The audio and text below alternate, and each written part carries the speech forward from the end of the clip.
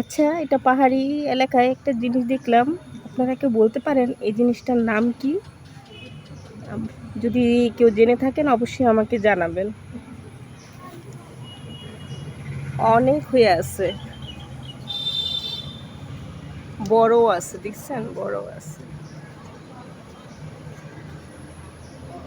Oh my God! দেখুন কি সুন্দর।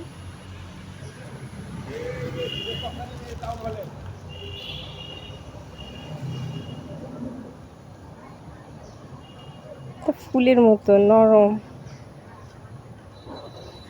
এটার নাম আমি জানি না।